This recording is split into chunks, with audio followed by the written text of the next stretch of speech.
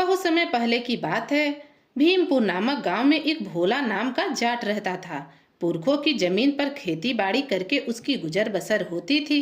गांव के लोगों की नजरों में भोला जाट बहुत संपन्न आदमी था, पर अंदर की हालत तो वह दोनों पति पत्नी ही जानते। पैसे की कमी हमेशा घर में खलती रहती, पर वह बाहर लोगों को यही दिखाता कि उसके घर में कोई कमी नहीं। यूं तो भोला जाट बहुत भोला भाला था, पर उसकी बुद्धि बड़ी प्रखर थी। गांव में यदि कोई छोटा मोटा झगड़ा हो जाता तो पंचायत बुलाई जाती। पंचायत में भोला ऐसे तर्क देता कि सामने वाला चुप हो जाता। उसकी बुद्धि की चर्चा आसपास के गांवों में भी होने लगी। यह बात चलते चलते राजा के कानों में भी पड़ी कि भोला सिंह अपने गांव के कोई भी फैसले राज दरबार तक आने ही नहीं देता, वहीं पर निपटारा कर देता है। राजा ने जब यह सुना तो उसने सोचा, क्यों ना इस भोला नाम के जाट की परीक्षा ली जाए, हम भी तो देखे वह कितना चतुर और बुद्धिमान है। यही सोचकर राजा ने अपने सैनिकों को भोला जाट को बुलाने के लिए भेजा। सैनिक जब भोला को बुलाने के लिए गए तो भोला बड़ी दुविधा में पड़ गया कि जाने मुझसे क्या अपराध हो गया जो महाराज मुझे राज दरबार में बुलाया है। भोला पूरी रास्ते यही सोचता हुआ चला जा रहा था। राज दरबार में पहुंचकर उसने राजा से पूछा, महाराज, इस गरीब से कोई गलती हुई है क्या, या फिर कोई गुस्ताखी हो गई? तो राजा ने कहा, नहीं भोला, तुमसे कोई गलती नहीं हुई। असल बात यह है कि हमने तुम्हारी चतुराई के बड़ी किस्से सुने हैं। हमने सुना है कि तुम अपनी बुद्धिमानी से लोगों के झगड़े सुलझा देते हो, ऐसे ऐसे तर्क करते हो कि उनका कोई तोड़ ही नहीं कर सकता। तो हम चाहते हैं कि तुम हमारे लिए कोई ऐसा कार्य करो जो आज तक किसी ने ना किया हो। भोला ने जब यह सुना तो दुविधा में पड़ गया, फिर भी कुछ सोचकर बोला, महाराज, ऐसे कार्य तो अचानक हो जाते हैं, एक दिन में तो नहीं होते। महाराज समझे ही नहीं कि भोला क्या कहना चाहता है। भोला ने महाराज को समझाते हुए कहा, महाराज, आप ज्यादा इस विषय में ना सोचे। आपने कह दिया कि मैं आपके लिए ऐसा कोई कार्य करूंगा जो आज तक किसी ने ना किया हो, तो मैं एक दिन आपके लिए ऐसा कार्य जरूर करूंगा। अभी आप मुझे इजाजत दें। इजाजत लेकर भोला अपने घर वापस आ गया। हफ्ते दिन तक भोला अपने घर में बैठा सोचता रहा कि उसे ऐसा क्या करना चाहिए। फिर एक दिन सोते समय भोला ने अचानक अपनी पत्नी से कहा, अरे भाग्यवान, सुनती हो, कल सुबह उठकर मेरे लिए 4-6 पराठे बना देना, थोड़ा अचार भी रख देना, मुझे कहीं जाना है। जाटनी उठी, सुबह 4-5 पराठे सेके और उनके बीच में अचार रख के और रुमाल में बांधकर पोटली बना दी। जाट अपनी पोटली लेकर सुबह सुबह घर से निकल गया। वह जंगल की तरफ जा रहा था। बीच जंगल में पहुंचकर उसने देखा कि एक छोटी सी गुफा बनी हुई है, तो वह उस गुफा में चला गया। गुफा बिल्कुल साफ सुथरी लगती थी। लगता था जैसे कोई साधु इसमें बैठकर तपस्या करता हो और अब वह स्थान छोड़ दिया हो। पूरे दिन भोला उसी में लेटा सोचता रहा। शाम हुई। शाम ढले उसने अपने घर की तरफ सुधा लगाई। रात के अंधेरे में भोला घर में घुसा तो उसकी पत्नी ने पूछा, आज सारा दिन कहाँ रहे? तो भोला ने कहा, देख भाग्यवान, तू इस चक्कर में ज्यादा मत पड़ कि मैं कहाँ जाता हूँ और कब आता हूँ। तू बस रोज पराठा बनाकर मुझे दे दिया कर। अगले दिन जाटनी ने फिर पराठे बनाकर दे दिए। भोला लेकर उसी गुफा में पहुंच गया। पूरे दिन उसी गुफा में लेटा रहता और रात को अपने घर आता। यह क्रम 1 हफ्ते तक चलता रहा। भोला के पड़ोस में एक तेली का परिवार रहता था। तेली की कुछ समय पहले मृत्यु हो गई थी। उसकी पत्नी को गांव भर के लोग तेलाइन काकी कहकर बुलाते थे। तेलाइन काकी का भोला परिवार में आना जाना लगा रहता था। तेलाइन काकी की एक आदत थी कि अगर उसे कोई बात पता चल जाए तो जब तक पूरे गांव में ना फैला दे तब तक उसके पेट में दर्द होता रहता। जब उसने देखा कि भोला कहीं दिखाई नहीं देता तो वह हालचाल पूछने भोला के घर पहुंची। भोला उसी समय घर में घुसा था। सो तेलाइन काकी पूछने लगे, अरे बचवा, आजकल दिखाई नहीं देते, कहाँ से आए हो? भोला बोला, काकी बस पूछो मत, मैं क्या ही बताऊं तुम्हें, तुम तो पूरे गांव में फैला कर आ जाओगी। काकी बोली, अरे ना बचवा, विश्वास करो, मैं किसी से कुछ ना कहूंगी, आज तक तुम्हारे घर की बात कभी किसी से कही है क्या? काकी अब तक तो ना कही, पर आगे का कोई विश्वास नहीं, क्योंकि बात ही कुछ ऐसी है। अब तो काकी की जिज्ञासा बढ़ती जा रही थी। बता न बचवा, क्या बात है? तू कहाँ था इतने दिन? तो भोला ने बोला, काकी मैं स्वर्ग यात्रा करके आया हूँ। मेरा स्वर्ग के देवताओं के साथ उठना बैठना है। काकी को विश्वास न हुआ। बोली, बचवा इस उम्र में हमसे झूठ ना बोलो। तेरी कसम काकी, मैं स्वर्ग की यात्रा करके ही लौटा हूँ। वैसे मुझे क्या ही फर्क पड़ता है, तुम विश्वास करो या न करो। अब काकी की आंखें तो चौड़ी हो गई। वह बोली, बचवा हमें भी स्वर्ग की यात्रा करवा दो ना। तुम स्वर्ग गए थे तो तुम्हारे काका तुम्हें जरूर मिले होंगे। मेरे बारे में पूछ रहे थे कि नहीं? अब भोला हंसते हुए बोला, काकी काका तो बड़े मजे में हैं और पूछ रहे थे तुम्हारी काकी अभी भी चुगलियां करती हैं क्या? काकी ने जब यह सुना तो बुरा सा मुंह बना लिया और बोली, देख बचवा, मरकर स्वर्ग में बैठ गया है, पर मेरी बुराई करना अभी नहीं छोड़ा। वैसे मुझे यह तो बता कि तेरे काका मुझे याद करते हैं या नहीं? काकी काका बोल रहे थे कि अगली बार काकी को साथ लेकर आना, पर मैंने मना कर दिया। अरे क्यों बचवा, मना क्यों कर दिया? काकी तुम्हें पता नहीं, स्वर्ग यात्रा जाने में बड़ा पैसा लगता है। हाँ तो हमें बता, कितना पैसा लगता है? मेरे घर में पैसे की कोई कमी थोड़ी ना है। भोला ने इधर उधर देखा और कहा, अरे चाची, दीवारों के भी कान होते हैं, जरा धीरे बोलो। वैसे मुझे तुम पर विश्वास तो है नहीं। पहले तुम मेरी कसम खाओ कि तुम गांव में किसी और को नहीं बताओगी हमारी इस स्वर्ग यात्रा के बारे में। अरे ना बचवा ना, मैं किसी से ना कहूंगी। आज तक कोई बात मैंने कही है क्या, बाहर किसी से जाकर? यह सुन भोला ने हंसते हुए कहा, ना काकी ना, आज तक तो न कही, पर मैं तुम्हें बताया देता हूँ कि इन सब में 500 सोने के सिक्के का खर्चा आएगा।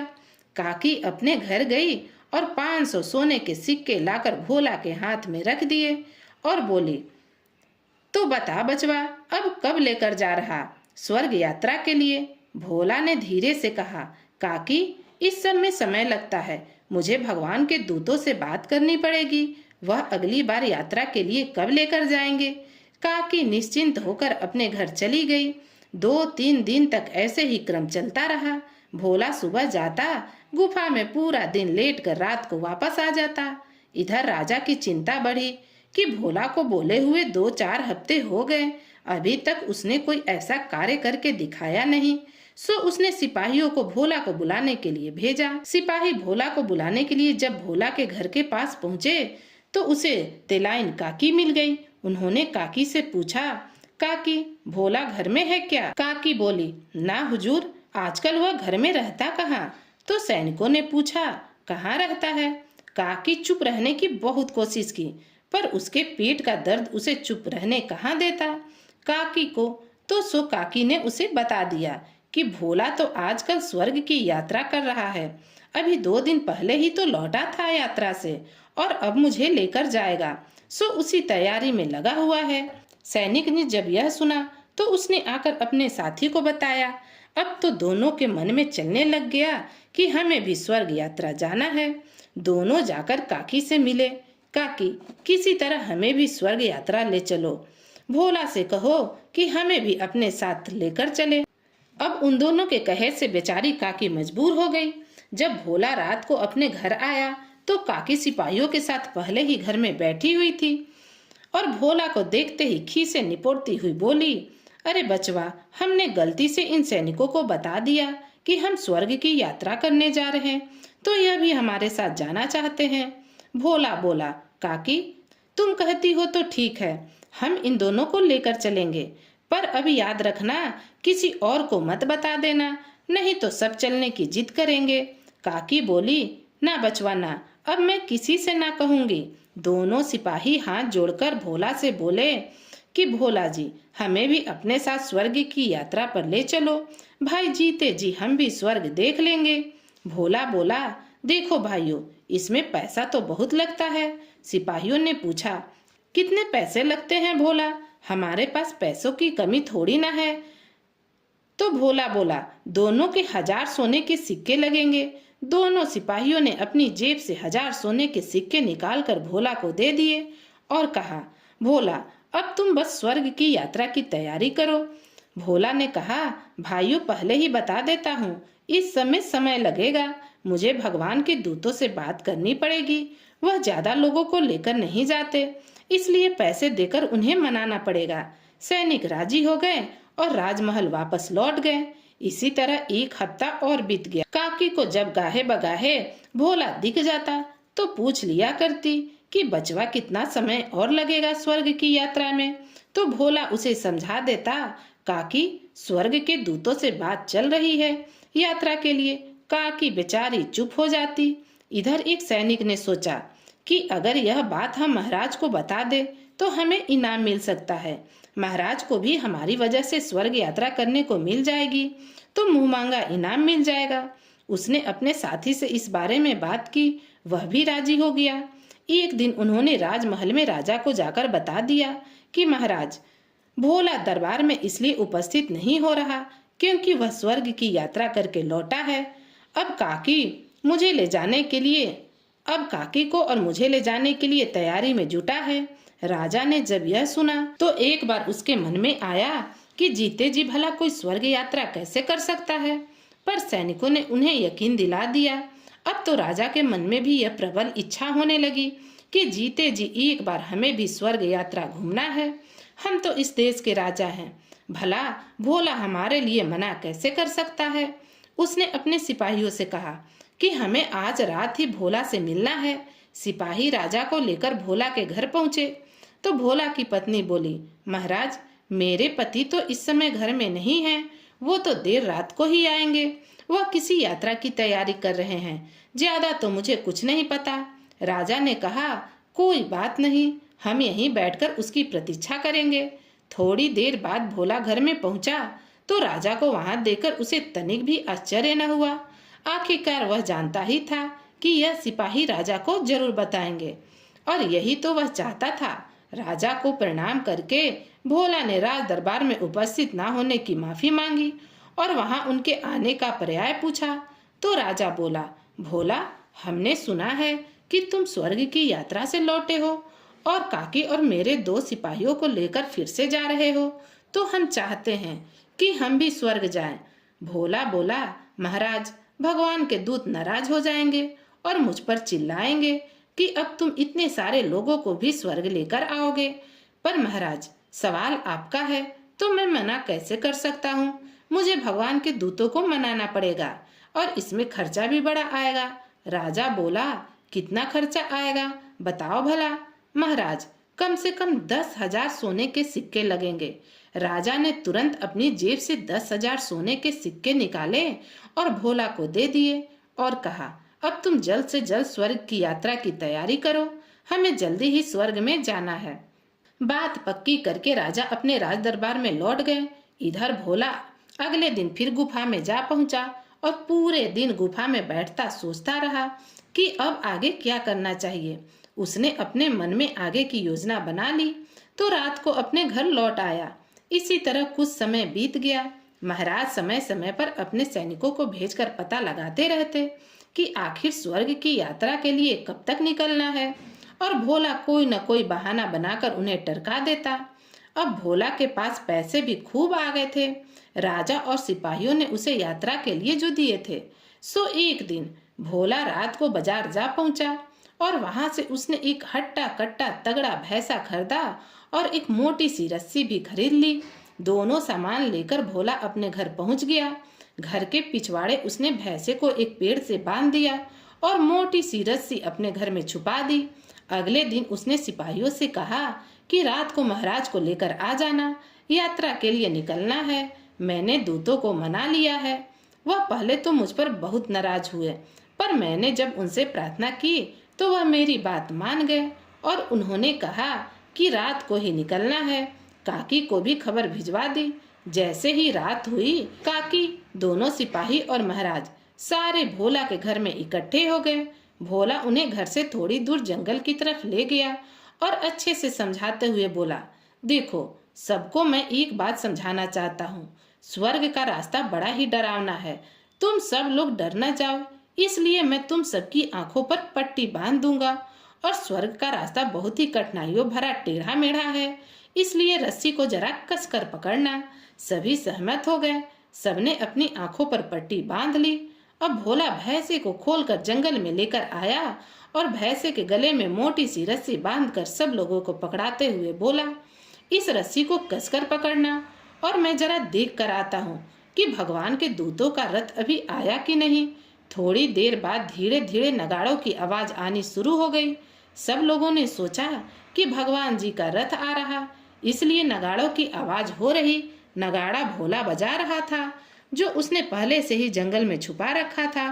थोड़ी देर बाद भोला उन सबके पास जाकर बोला, देखो भगवान के दूत आ गए, क्या तुम लोग स्वर्ग की यात्रा के लिए तैयार हो? सभी ने एक स्वर में हाँ कहा। हम सब तैयार हैं। तो सबसे पहले रस्सी राजा ने पकड़ी, उसके बाद दो सिपाहियों ने और सबसे बाद में काकी ने। सभी बड़े प्रसन्न थे कि उन्हें जीते जी स्वर्ग की यात्रा करने को मिलेगी। इतने में भोला ने बोला, मैंने इस रस्सी को भगवान के दूतों के रथ में बांध दिया, अब यह चलने को तैयार है। सभी लोग कसकर रस्सी पकड़ लेना और ध्यान रहे रस्सी हाथ से छूट न पाए। अगर रस्सी हाथ से छूट गई तो वह यहीं पर रह जाएगा, स्वर्ग नहीं जा पाएगा। अब सब लोगों ने कसकर रस्सी पकड़ ली। भोला ने मौका देखते ही भैंसे में एक डंडा जमा दिया। डंडा लगते ही भैंसा दौड़ने लगा। भैंसा जंगल की तरफ दौड़ता, सभी लोग पीछे पीछे दौड़ने लगे। अब उनके दिमाग में तो स्वर्ग की यात्रा चल रही थी, सो उन्हें ऐसा लग रहा था जैसे हम उड़ रहे हैं। कभी पेड़ों से टकराते, कभी पहाड़ों से टकराते, चोटें भी खूब आई, पर सब बड़े खुश थे, क्योंकि उन्हें पता था कि आसमान का रास्ता तो कोई इतना सरल होगा नहीं। जहाँ पर भैंसा रुकता तो उसमें भोला फिर से डंडा जमा देता। भैंसे के साथ साथ ही दौड़ते दौड़ते उसने राजा से पूछा, महाराज क्या स्वर्ग की यात्रा में आपको यह आनंद आ रहा है? तो राजा ने बोला, आनंद ही नहीं परमानंद आ रहा है। फिर उसने काकी से पूछा, काकी कैसा लग रहा है स्वर्ग की यात्रा करने में? तो काकी बोली, हाँ बचवा, बड़ा ही आनंद आ रहा। काकी तो काका से मिलने के आनंद में खोई हुई थी, सो उसे चोटों का भी एहसास नहीं हो रहा था। भोला ने फिर भैंसे में जब लठ जमाया तब भैंसा पहाड़ों की तरफ दौड़ने लगा। सबसे पहले काकी का हाथ छूटा और वो खेतों में जाकर गिर पड़ी। थोड़ा आगे जाने पर दोनों सिपाहियों का भी हाथ छूट गया और वह एक सड़क के किनारे जाकर गिर गए। सबसे बाद में राजा का हाथ छूटा तो राजा एक कुएं के पास जाकर गिरा। अब तक सुबह का समय हो गया था। पूरी रात यात्रा में बीत गई। जैसे ही काकी को होश आया तो देखा सब कुछ थम सा गया। काकी ने बैठकर पूछा, बचवा क्या हम स्वर्ग पहुंच गए? क्या सब कुछ थम गया? अब वह बार बार यही पूछ रही थी। सुबह सुबह लोग अपने खेतों में काम करने के लिए आए हुए थे।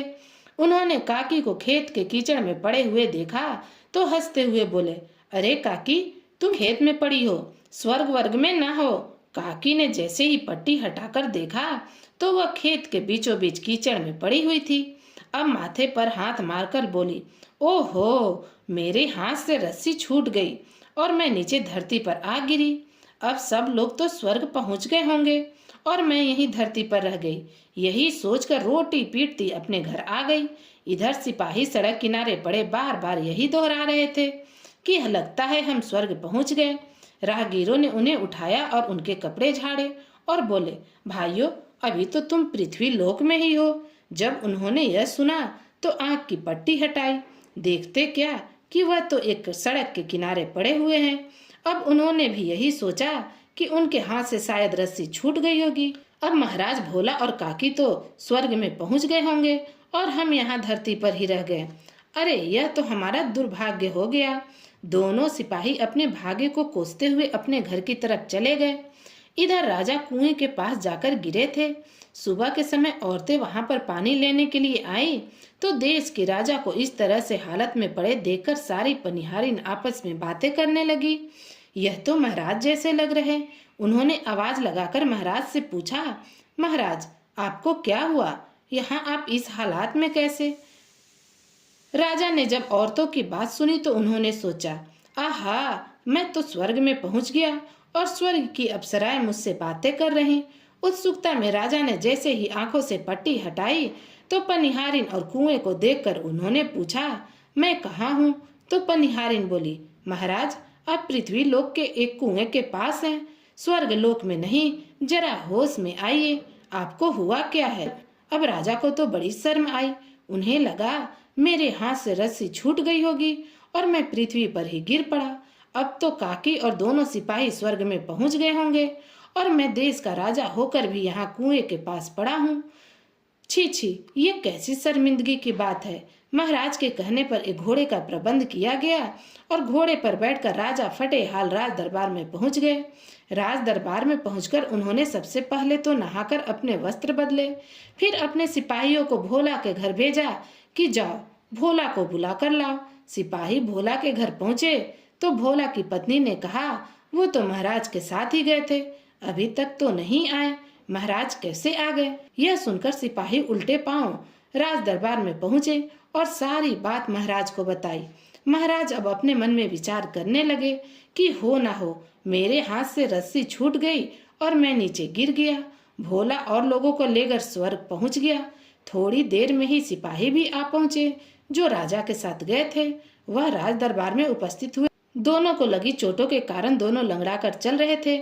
महाराज ने जैसे ही उन सिपाहियों को देखा तो तपाक से बोले, अरे तुम लोगों के हाथ से भी रस्सी छूट गई क्या? जो तुम लोग इधर हो, क्या तुम लोग स्वर्ग नहीं पहुंचे? दोनों ने कहा, हाँ महाराज, हमारे हाथ से भी रस्सी छूट गई थी। अब तो महाराज को अपने ऊपर और भी ज्यादा शर्म आने लगी। देखो, एक बूढ़ी काकी स्वर्ग पहुंच गई और हम हट्टे कट्टे सारे नीचे गिर गए। थोड़ी देर बाद ही भोला राज दरबार में उपस्थित हुआ और राजा से बोला, महाराज कैसी रही स्वर्ग की यात्रा? सुनते ही राजा ने मुंह नीचे कर लिया। भोला ने हंसते हुए कहा, महाराज असल में आप लोगों ने कोई स्वर्ग की यात्रा नहीं की थी।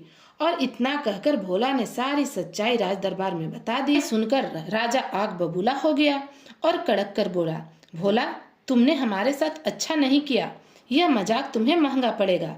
अब भोला ने हाथ जोड़ते हुए कहा, गुस्ताखी माफ हो हुजूर, पर आपने ही तो कहा था कोई ऐसा कार्य करके दिखाओ जो आज तक किसी ने ना किया हो।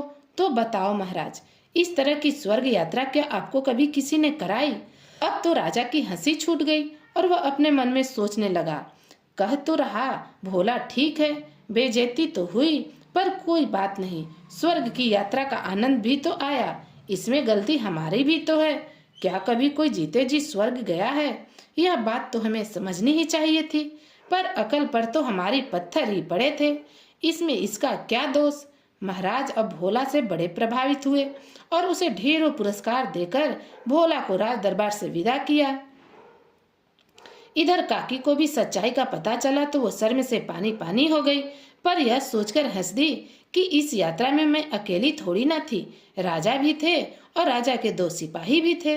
दोस्तों, कहानी यहीं समाप्त होती है। आपको यह कहानी कैसी लगी कमेंट करके जरूर बताइएगा। और अगर आप इस चैनल पर नए हैं तो ऐसी नई नई कहानियाँ सुनने के लिए चैनल को सब्सक्राइब कीजिएगा। तो फिर मिलती हूँ एक नई कहानी के साथ।